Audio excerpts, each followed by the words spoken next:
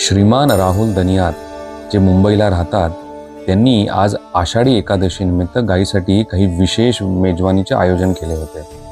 गाजर, काकडी, केळी जे गायींना खूप आवडतात ते आम्ही आज गायींना खाऊ घातले।